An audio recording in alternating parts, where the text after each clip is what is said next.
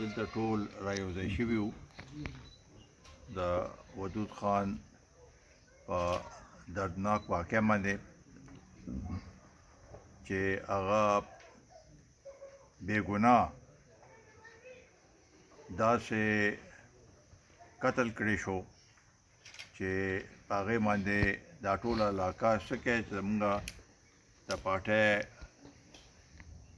مشر کشر ټول په دې باندې دردناک دی او خفګان کوي.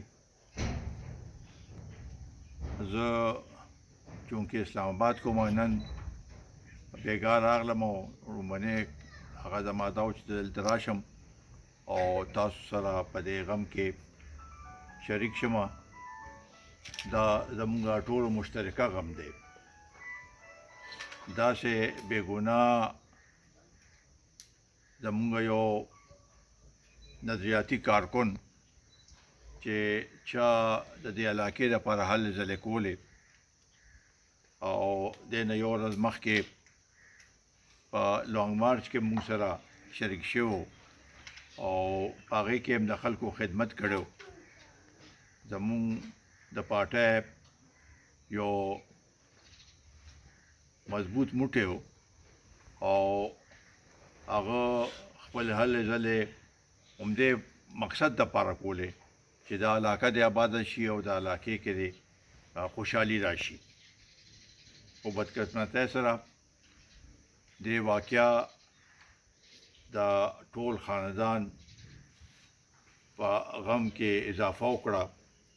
د هغه وروڼه د هغه بچي ماشومان بچي همداسې پاتې شو. مونږ بحیثیت د قومي وطن پارټۍ مشر د ده په غم باندې مونږ ډېر افسوس کوو او ورسره دا تاسو ته یقین دهاني درکوو د هغوی خاندان ته د هغوی ټول رشته دارانو ته د دې علاقې مشرانو ته د هغه دوستانو ته د پارټۍ ملګرو ته چې مونږ به په ارام نه کینو.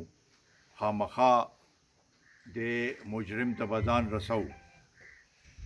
هر ځای کې چې دا یو ډېره افسوسناک واقعه ده. میا صاحب خو دې نه مخکې واقعاتو هم هغې باندې روشني واچوله. په یو علاقې کې چې داسې صورتحال وي چې خلک د خوف په وجې یا ورمن طریقې سره هم کوځي او داسې ټارګټ کلینګ وشي، نو دا د ټول علاقې لپاره یو افسوسناک خبره ده.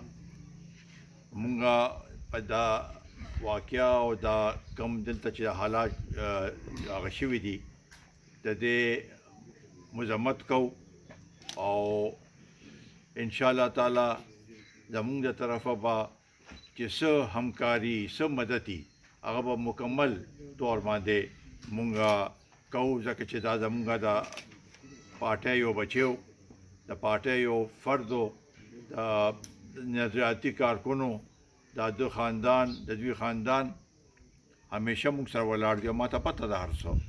دې کلي ته زه ډېره موده پس رالم خو ما ته ټول د دې علاقې د دې ټول هر څه معلومات شته او هغه په دې علاقې کې چې کوم طریقې سره د هغه او د خاندان چې کوم طریقې سره د پارټۍ لپاره هلې کو دا مونږ په دې باندې به انشاءالله تعالی مکمل هغه کوو او د هغه مجرم او که د هغه صلاحکار هر څه شي د هغې حده پورې به مونږ خامخا خپل هغه کوو.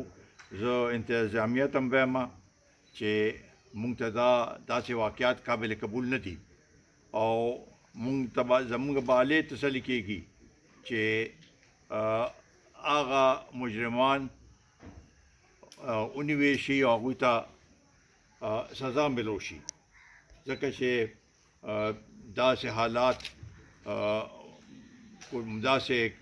همداسې پاتې شو او په دې کې څه پیشرفت ونه شو.